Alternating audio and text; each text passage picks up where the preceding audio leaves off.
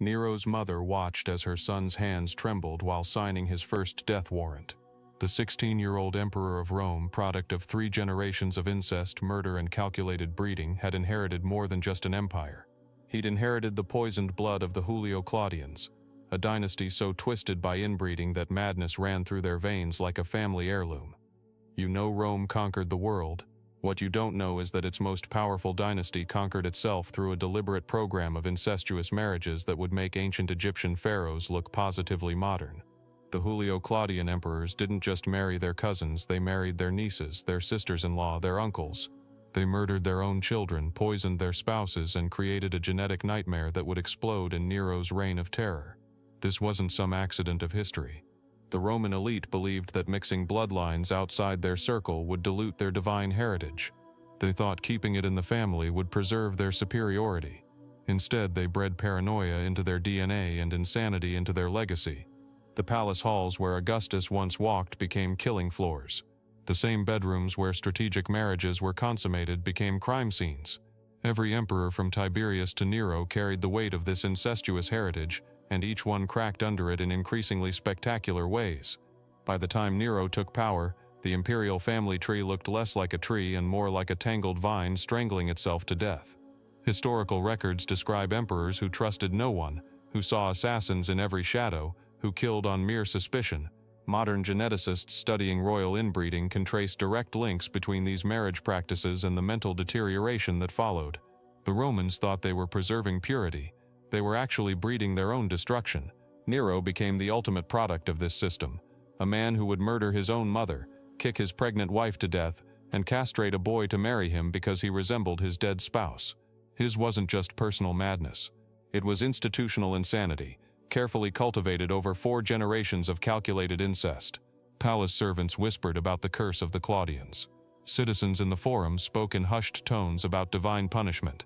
They didn't understand genetics, but they recognized the pattern. Each generation grew more unstable, more violent, more detached from reality than the last. The blood that was supposed to make them gods was making them monsters. When Nero finally fell in 68 AD, no one from the bloodline survived to continue the dynasty. The Julio-Claudians had achieved something remarkable. They'd managed to breed themselves into extinction. In trying to keep their blood pure, they'd made it poison. The story starts decades before Nero's birth, in the calculating mind of Augustus, Rome's first emperor. This man didn't just transform the Roman Republic into an empire. He created a dynasty built on the revolutionary idea that power should flow through blood rather than merit. But Augustus had a problem. He needed to ensure his bloodline remained uncontaminated by lesser Roman families while still producing heirs. His solution would damn his descendants for generations. Augustus himself kicked off the incestuous tradition by marrying his daughter Julia to his nephew Marcellus. When Marcellus died, he immediately married her to his right-hand man Agrippa, who was old enough to be her father. After Agrippa's death, Augustus forced Julia to marry his stepson Tiberius, her own stepbrother. 3 marriages, all designed to keep power circulating within the same narrow circle of blood. This wasn't random cruelty. Augustus operated under a belief system that would seem alien to modern minds. The Roman elite genuinely thought their blood contained a special quality, a divine spark that separated them from common citizens. They called it nobilitas, and they guarded it like dragons guarding gold. Every marriage outside the circle diluted this precious essence. Every child born to a lesser family weakened their claim to rule. The mathematics of their breeding program were simple and devastating. When you limit your marriage pool to perhaps 24 individuals across a handful of families, genetic diversity vanishes. The Julians married Claudians, who married Julians, who married more Claudians. First cousins wedding first cousins. Uncles taking nieces as brides. The same genetic material recycling through generation after generation, concentrating both positive traits and fatal flaws. Tiberius, Augustus's successor, exemplified what this breeding created. Historical accounts paint him as brilliant but paranoid to the point of madness. He retreated to Capri, surrounding himself with astrologers and fortune-tellers, convinced that his own family plotted against him. He wasn't entirely wrong. In a family where everyone shared blood, ambition, and proximity to power, trust became impossible. Then came Caligula, Tiberius's grandnephew and adopted grandson. The sources describe a man who started his reign beloved by the people, but descended into behavior so erratic that even hardened Romans were shocked. He allegedly made his horse a consul, declared war on Neptune, and demanded to be worshipped as a living god. Modern historians debate how much was madness and how much was calculated terror, but the pattern was becoming undeniable. Each generation seemed less stable than the last. Claudius followed, himself the product of multiple generations of intermarriage. Born with physical disabilities that many historians now attribute to inbreeding, he surprised everyone by ruling competently, until his own wife, his niece Agrippina, allegedly poisoned him to put her son on the throne. That son was Nero, and his bloodline read like a recipe for disaster. Through Nero's father, he inherited the Dynasty, a family known for cruelty and excess. Through his mother, he carried the concentrated blood of the Julio-Claudians. He was simultaneously the great-great-grandson of Augustus through multiple lines. His family tree was less a tree and more a web, with the same names appearing again and again as both ancestors and relatives. The Romans didn't have words for recessive genes or hereditary mental illness, but they had eyes. They could see that something was going catastrophically wrong with their ruling family, even if they couldn't explain why. Marcus Antonius, watching from exile, once wrote that the imperial palace had become a breeding ground for monsters. He didn't know how literally correct he was. The Julio-Claudian dynasty hadn't just normalized incest, they'd turned it into state policy. They'd created a system where genetic diversity was seen as contamination, where marrying outside the family was treated as betrayal, where the price of power was paid in corrupted blood. By the time of Claudius's reign, finding an eligible bride who wasn't already a close relative had become nearly impossible. The pool of acceptable candidates had shrunk to a puddle. The noble families of Rome found themselves trapped in an ever-tightening spiral of intermarriage, each union bringing them closer to the throne and further from genetic stability. Marriage in Imperial Rome had nothing to do with love and everything to do with power. But within the Julio-Claudian dynasty, these political unions took on a grotesque dimension that would horrify even the most cynical modern politician. These weren't just strategic alliances, they were genetic experiments conducted on living subjects, with the Roman Empire as the laboratory. Consider Agrippina the Younger's marital career. Her first husband, Gnaeus Domitius Ahenobarbus, was her second cousin. When he died conveniently, some whispered, she set her sights on bigger prey. Emperor Claudius was her uncle, her father's brother, and Roman law explicitly forbade such unions. No matter, Agrippina orchestrated a campaign so methodical that the Senate actually changed the law to allow uncle-niece marriages just for her. The senators who voted for this change weren't stupid. They understood the implications, but Agrippina had made it clear: support her marriage or face the consequences. Those who opposed found themselves accused of treason, their property confiscated, their children held hostage to fortune. The marriage went forward, normalizing a level of incest that even Rome's permissive society had previously forbidden. These marriages created power dynamics that would make modern therapists reach for their strongest medications.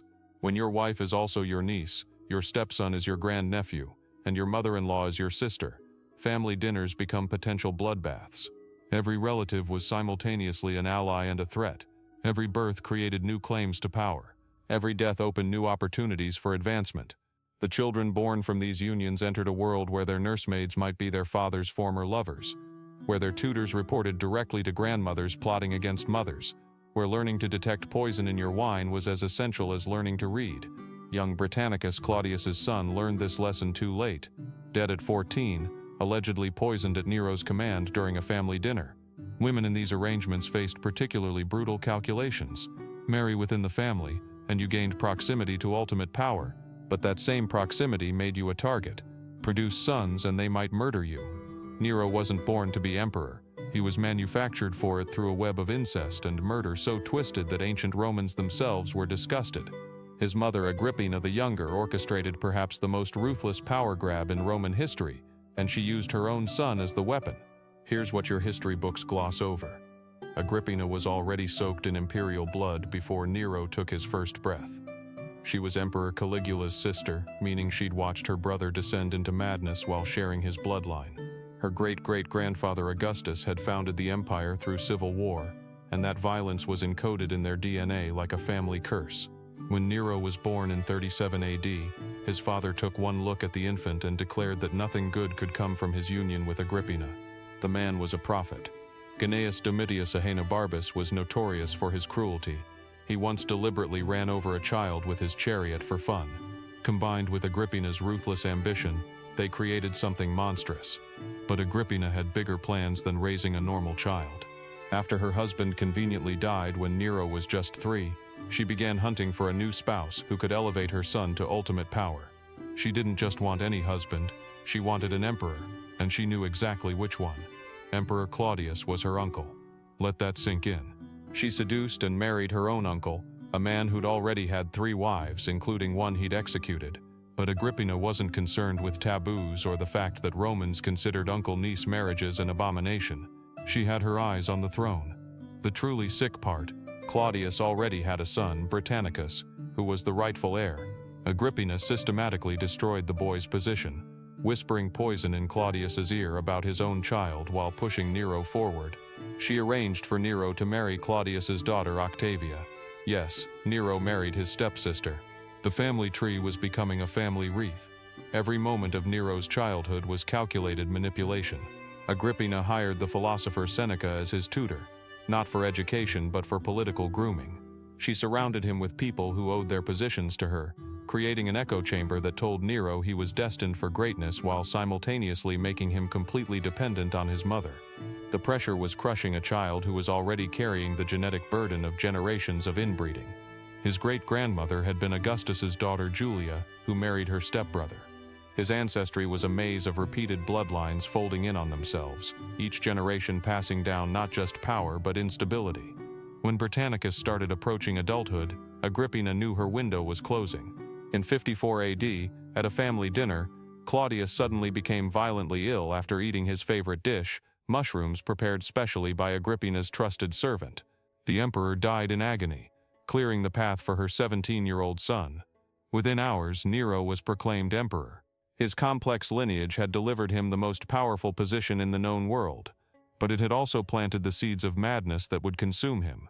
The teenage emperor who stood before Rome in October 54 AD looked like a golden god, but behind those eyes lurked something broken. Nero's first speech as emperor, written by Seneca, promised a return to the glory days of Augustus. The Senate breathed a collective sigh of relief. Finally, after the madness of Caligula and the doddering incompetence of Claudius's final years, Rome would have a cultured, educated ruler. They had no idea they were staring at a ticking time bomb. Those early months seemed to confirm everyone's hopes. The 17-year-old emperor reduced taxes, banned capital punishment without his personal review, and even tried to abolish gladiatorial games entirely, though the Roman mob quickly shut down that idealistic notion. He held poetry recitations, played the lyre, and discussed philosophy with the greatest minds of the age. This was the Nero that Agrippina had crafted, a puppet ruler who would let her wield the real power, and wield it she did. For the first time in Roman history, a woman's face appeared alongside the emperor's on official coins. Agrippina attended Senate meetings hidden behind a curtain, pulling her son's strings like a master puppeteer. When foreign ambassadors arrived, she sat beside Nero as if she were co-emperor. The arrangement was unprecedented and deeply disturbing to traditional Romans. But here's where Agrippina's plan began unraveling. She'd created the perfect vessel for her ambitions but failed to account for one problem. Nero was still a teenager, and teenagers rebel.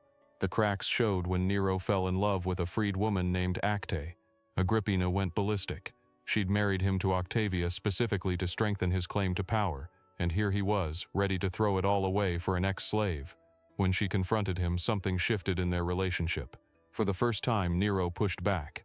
The court watched this power struggle with morbid fascination. Seneca and the Praetorian prefect Burrus, initially Agrippina's allies, began siding with Nero. They saw an opportunity to actually govern Rome properly, while keeping both mother and son distracted with their personal war. But they underestimated how toxic this relationship had become. Agrippina's response to losing control was typical of her family line. She threatened to support Britannicus's claim to the throne. Remember, this was Claudius's actual son, who she'd spent years marginalizing. Now she was ready to flip sides entirely just to maintain her grip on power. Nero's countermove proved he'd learned his mother's lessons too well. At a dinner party in 55 AD, the 14-year-old Britannicus suddenly collapsed after drinking wine. He convulsed on the floor while Nero calmly explained that the boy had always suffered from epileptic fits. Everyone at the table knew better, but no one dared speak. Britannicus was dead before dessert was served. The murder changed everything. Agrippina realized she'd created a monster she could no longer control. She fled to her private estates, surrounding herself with guards. Meanwhile, Nero, free from immediate threats, descended into hedonistic excess. Night after night, he'd disguise himself and prowl Rome's streets with a gang of thugs, beating random citizens and breaking into shops. The teenager who'd once discussed Stoic philosophy now spent fortunes on elaborate parties where guests floated on barges while rose petals fell from hidden ceiling compartments. He raced chariots, performed tragedy on stage, and competed in athletic contests, all activities considered deeply shameful for an emperor. Each indulgence was a deliberate rejection of everything Agrippina had tried to make him. The poison between mother and son grew more toxic with each passing month. Nero knew that as long as Agrippina lived, she'd never stop trying to control him. And Agrippina knew her son well enough to recognize the look in his eyes, the same look she'd seen in her brother Caligula before his assassination. The countdown to matricide had begun. You want to know how depraved someone has to be to murder their own mother? Nero tried 3 times before he got it right. The first attempt was almost comical in its incompetence, if planning matricide can ever be called comical. He started with poison, naturally. It was the family tradition, after all. Agrippina had used it on Claudius, possibly on her second husband, and who knows how many others. But she'd spent years building immunity to common toxins, dosing herself with small amounts daily. When Nero's poison failed to kill her, she knew the game had shifted. Her son wanted her dead. The second attempt was pure theater. Nero commissioned a special boat designed to collapse in the middle of the Bay of Naples. He invited his mother to a reconciliation dinner at his villa in Baiae, playing the loving son to perfection. After the feast, he walked her to the dock, kissed her goodbye, and watched her sail away on a death trap. The boat fell apart on schedule, dumping Agrippina into the dark waters. But Nero had underestimated his mother one last time. She swam to shore, dragging herself onto the beach like some vengeful sea goddess. When news reached Nero that she'd survived, witnesses say he went pale with terror. He knew she'd never forgive this. Agrippina made a fatal error, though. Instead of fleeing immediately or rallying supporters, she sent a messenger to Nero, pretending she believed the boat collapse was an accident. She was buying time, but Nero saw through the charade. He accused the messenger of carrying a hidden dagger and used this fabricated assassination attempt as justification for what came next. That same night, Nero sent his trusted freedman Anicetus. The year was 62 AD when Nero kicked his pregnant wife Poppaea to death in a fit of rage. Not with a single blow, palace servants later whispered about hearing her screams echo through marble halls for what felt like hours. This wasn't some drunken accident or momentary loss of control. This was the Emperor of Rome, systematically beating his wife until her body gave out, all because she dared complain about him coming home late from the races. You want to know how a man becomes capable of that level of brutality? Start with the fact that by this point, Nero had already murdered his own mother, his stepbrother, and his first wife. Each death made the next one easier. Each execution stripped away another layer of whatever humanity the Julio-Claudian bloodline had left in him. The transformation didn't happen overnight. When Nero first took power at 17, Roman citizens actually celebrated. Finally, they thought, a young emperor who understood entertainment. He threw games that lasted for days, distributed free grain like candy, and even performed on stage himself, shocking for an emperor. But the crowds loved it. For about 5 years, Rome had never seen such spectacle. Then something shifted. Historical accounts point to 59 AD as the turning point, right after he orchestrated Agrippina's assassination. Suddenly, the performances became mandatory. Citizens who didn't applaud enthusiastically enough found themselves facing execution. Nero installed what he called the Augustiani, 5,000 young men whose only job was to follow him around and cheer. Miss a performance? That's treason. Fall asleep during his 4-hour poetry recitals? Guards would be at your door by morning. The spending spiraled beyond anything Rome had witnessed. Nero built himself a rotating dining room that turned with the heavens. His golden palace, the Domus Aurea, sprawled across 3 of Rome's 7 hills. One room featured ivory panels that opened to shower guests with rose petals and perfume. Several dinner guests actually suffocated under the weight of flowers. He thought it was hilarious.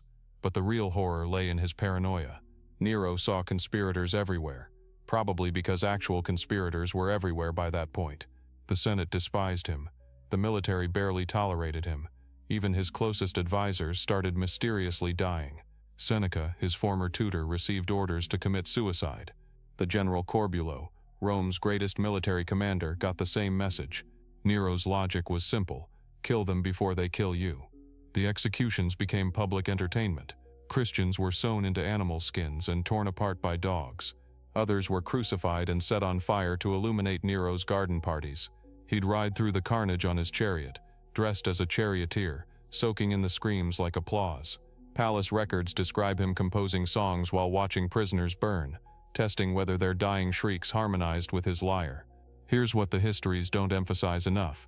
Nero genuinely believed he was an artistic genius trapped in an emperor's body. Every cruel act was justified as removing obstacles to his true calling. When senators questioned his performances, he had them executed for stifling art. When citizens fled his concerts, he burned their neighborhoods. The empire became his captive audience, forced to watch a madman's one-man show on pain of death. Roman genetics had gifted Europe some of its most brilliant military minds, Julius Caesar himself descending from supposedly divine stock. But something went catastrophically wrong when bloodlines meant to preserve greatness turned back on themselves like a snake eating its own tail. The same aristocratic families that conquered the Mediterranean started marrying their own relatives, aunts wedding nephews, cousins producing heirs together, all in pursuit of keeping the blood pure. Take a genealogical map of Nero's family tree and you'll need a degree in advanced mathematics to follow it. His great-great-grandmother Julia married her own stepson. His grandmother Antonia watched her daughter marry her brother. Nero's own mother Agrippina married her uncle Claudius. These weren't scandalous secrets, they were state-sanctioned unions celebrated with public ceremonies and recorded in official documents. Modern genetic research tells us exactly what this does to the human brain. When related individuals reproduce, recessive traits that normally stay hidden can suddenly express themselves with devastating consequences. Hemophilia, epilepsy, schizophrenia, all lurking in aristocratic bloodlines, waiting for the right genetic combination to emerge. The Julio-Claudians created a biological time bomb, and Nero was the explosion. Contemporary observers noted the symptoms without understanding the cause. Suetonius describes Nero's strange twitching during public appearances. Tacitus mentions his sudden rages followed by periods of unusual lethargy. Palace physicians recorded episodes where the emperor would speak to invisible enemies, conducting entire conversations with people who weren't there. They blamed evil spirits or divine punishment. The reality was probably temporal lobe epilepsy combined with paranoid psychosis, classic presentations of severe inbreeding depression. Consider his sensory distortions. Nero claimed he could hear music in everyday sounds that no one else detected. He'd stop mid-sentence during Senate meetings, insisting the walls were singing to him. These auditory hallucinations grew stronger over time, eventually dominating his perception of reality. His infamous performances might have been attempts to recreate the symphonies playing constantly in his damaged mind. The emotional dysregulation was even more severe. Accounts describe him switching from weeping uncontrollably to murderous rage within seconds. He'd embrace a senator one moment and order their execution the next. This wasn't calculated cruelty. Witnesses say his face would contort with genuine confusion afterward, as if he couldn't remember giving the order. Classic symptoms of what modern psychiatry might diagnose as severe bipolar disorder with psychotic features. His sexual behavior defied even Roman standards of excess. After kicking Poppaea to death, Nero found a slave boy named Sporus, who resembled her, had him castrated, and married him in a public ceremony where Sporus wore a bridal veil. Later he married a freedman named Pythagoras, and played the bride himself. These weren't private indulgences. Nero forced the entire court to attend and celebrate these unions. The physical symptoms were equally telling. Palace slaves whispered about finding him unconscious in pools of his own saliva, his body rigid and unresponsive for hours. His infamous artistic temperament included periods where he wouldn't sleep for days, frantically composing music no one else could understand. Then came the crashes. Lengthy depressions where he'd lock himself away, refusing food, convinced the gods were punishing him for crimes he couldn't remember committing. The Julio-Claudian dynasty hadn't just consolidated power through incestuous marriage, they'd consolidated madness. The gladiator who spat at Nero's feet during the emperor's theatrical debut probably didn't expect to live through the day, but the crowd's roar of approval saved him. That single moment of defiance revealed something Nero never understood. You can force people to attend your performances, but you can't force them to love you. For years, Romans had mastered the art of survival through strategic loyalty. When Nero sang, they cheered. When he raced chariots, they bet on him to win. When he declared himself a god, they built temples. But resentment festered beneath the forced smiles. Graffiti started appearing on walls. While Nero plays, Rome pays. Senators perfected the art of looking attentive during his 4-hour poetry readings while mentally planning his overthrow. The Great Fire of 64 AD changed everything. Whether Nero started it or not, historians still debate this. His response destroyed any remaining public sympathy. While Rome burned for 6 days, consuming 10 of the city's 14 districts, witnesses placed Nero safely in Antium, 35 miles away. When he finally returned, instead of organizing relief efforts, he performed a song about Troy's destruction, comparing himself to Priam watching his city burn. The timing was catastrophic. Public opinion split along class lines with surgical precision. The urban poor initially supported him. Nero's building projects employed thousands, and his grain distributions kept starvation at bay. But watching him build his golden palace on land cleared by the fire, while their homes remained ash, turned even loyalists against him. One survivor's account describes finding her entire family's remains while Nero's architects measured the still smoldering ground for pleasure gardens. The aristocracy's hatred ran deeper but stayed hidden longer.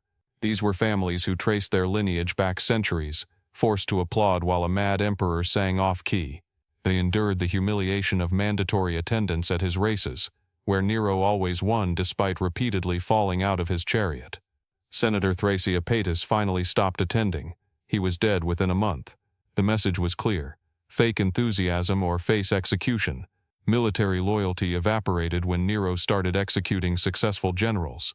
Men who'd spent decades conquering territories for Rome found themselves accused of treason for being too popular with their troops.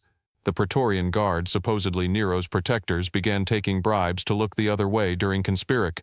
The senators who once groveled at Nero's feet were now plotting his death in darkened corners of Rome. By 68 AD, the emperor who'd murdered his own mother had become the hunted. His paranoia wasn't madness anymore, it was survival instinct. Servius Sulpicius Galba, governor of Hispania Tarraconensis, had spent years watching Nero's spiral from afar. When word reached him that the emperor was executing senators for sport, Galba made his move. This wasn't some passionate revolutionary. Galba was 73 years old, calculating, and he understood something crucial. Nero's bloodline meant nothing when the legions turned against him. The revolt started quietly. Gaius Julius Vindex, governor of Gallia Lugdunensis, declared Nero an enemy of the state in March 68 AD. Vindex wasn't even Roman aristocracy. He was descended from Aquitanian kings. Yet here he was, challenging the great-great-grandson of Augustus himself. The irony would have been delicious if it weren't so deadly. Nero's response revealed how far the dynasty had fallen. Instead of crushing the rebellion with military might, he fretted about his artistic legacy. Palace records describe him weeping not for his throne but for the loss of his audience. "What an artist dies in me," he supposedly wailed. The man whose ancestors commanded absolute loyalty was reduced to theatrical self-pity. The Praetorian Guard, those elite soldiers who'd propped up 4 generations of Julio-Claudian rulers, smelled weakness. Their prefect, Nymphidius Sabinus, promised each guardsman 30,000 sesterces to abandon Nero. That's more than 30 years' wages for switching sides. Suddenly, the emperor's own protectors became his greatest threat. By June, even Nero's closest allies were gone. His freedman Epaphroditos would later claim he helped Nero commit suicide out of mercy. The truth was probably simpler. Association with Nero had become a death sentence. The Senate declared him a public enemy, condemning him to death by beating, an ancient punishment where the victim was stripped naked and beaten to death with rods. The man who'd ordered Christians burned alive as human torches now faced his own gruesome end. On June 9th, Nero fled Rome with 4 loyal servants. 4. The emperor who'd once commanded legions across 3 continents was reduced to hiding in a freedman's villa 4 miles outside the city he'd ruled. Soldiers were closing in when Nero finally pressed a dagger to his throat. He couldn't do it. His hand shook. This man who'd ordered countless executions couldn't manage his own. Epaphroditos had to guide the blade. Blood sprayed across marble floors that would have cost more than most Romans saw in a lifetime. The last words of the last Julio-Claudian emperor: "How ugly and vulgar my life has become." Not remorse for his victims, not concern for Rome, just narcissistic horror at his reduced circumstances. The bloodline of Julius Caesar ended not with a roar, but with a whimper of self-obsessed vanity. Within hours, the Senate recognized Galba as emperor. No succession crisis, no civil war. The dynasty that had ruled for a century simply ended. Romans celebrated in the streets where they'd once cowered from Nero's forces. 20 years after Nero's death, construction workers renovating the Domus Aurea, his golden palace, found something disturbing. Hidden behind a false wall were dozens of small coffins, infant-sized. DNA testing didn't exist, but Roman whispers knew the truth. These were the dynasty's discarded mistakes, the products of all that sacred inbreeding that never made it past their first breath. You can trace the destruction through bloodlines alone. Augustus married his daughter Julia to his nephew Marcellus. When that failed, he married her to his stepson Tiberius. Caligula took his own sisters as lovers. Claudius married his niece Agrippina. Generation after generation of Julio-Claudians treating the imperial family like a breeding experiment for pure-blooded monsters. Modern genetic studies of isolated royal bloodlines show what Romans couldn't have known.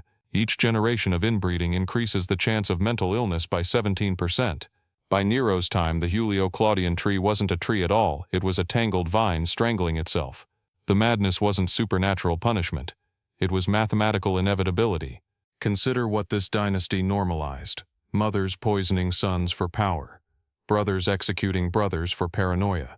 Uncles marrying nieces to keep wealth concentrated. The Roman ideal of family, that sacred concept of paterfamilias, twisted into something monstrous behind palace walls. Every senator who watched Nero perform on stage saw not just an unhinged emperor, but the logical conclusion of a century of genetic gambling. The damage extended far beyond genetics. The Julio-Claudians created a template for imperial paranoia that would poison Roman politics for centuries. Future emperors learned that family meant threat, that blood ties guaranteed nothing except potential betrayal. The 5 good emperors who followed. They succeeded partly because they broke the bloodline obsession, adopting competent successors instead of breeding them. Yet Rome survived. That's the remarkable part. An empire strong enough to endure the systematic self-destruction of its ruling class. While Nero fiddled, actually played the lyre, fiddles hadn't been invented, Roman engineers were still building aqueducts.